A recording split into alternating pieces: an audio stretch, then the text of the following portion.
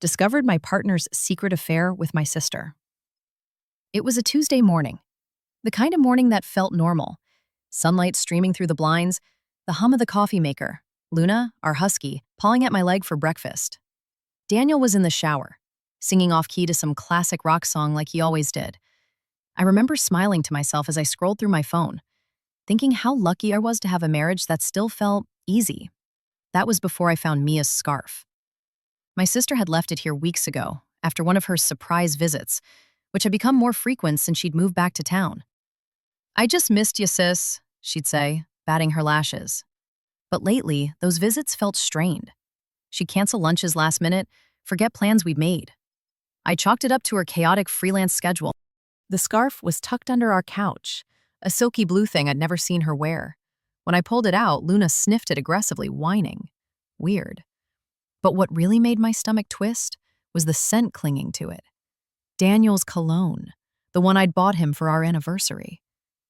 I told myself it was nothing. Until the next red flag. Daniel started taking his phone everywhere. To the bathroom, on grocery runs, even to take out the trash. When I joked about it, he laughed too loudly. "Just addicted to doom scrolling, babe."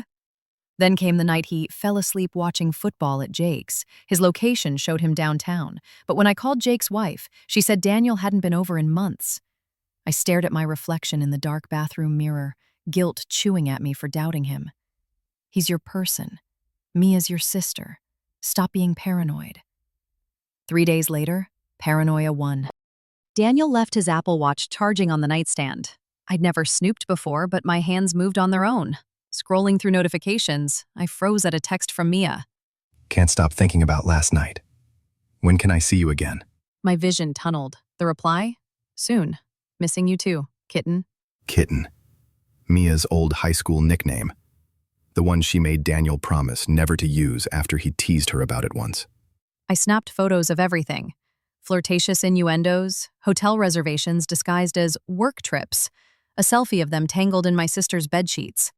The timestamp, last Thursday when he'd claimed to be at a team-building retreat. When Daniel came home, I was sitting at the kitchen table, Luna trembling at my feet. He knew immediately. His face went pale, and he didn't bother lying. "It just happened. I never meant to hurt you." The worst part? He cried. He cried like he was the victim. I didn't recognize his voice, his pleading hands. I didn't recognize anything. I kicked him out, changed the locks, blocked his number. But Mia keeps calling. "Let me explain," her voicemails beg. "It's not what you think." What's left to explain? They betrayed me in my own home, in our home. The man who held me through my miscarriage last year was holding my sister. The woman who used to braid my hair and call me her ride or die was lying to my face. Now I'm sitting here, staring at a half-packed suitcase. Part of me wants to run, to my mom's cabin upstate, to a life where trust isn't a ticking bomb. But another part wants to stay, to scream, to make them both feel as small as they've made me feel. And then there's the question I can't shake. How long has my entire life been a lie?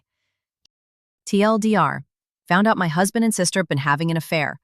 Now I'm torn between vanishing forever or forcing them to face what they've done.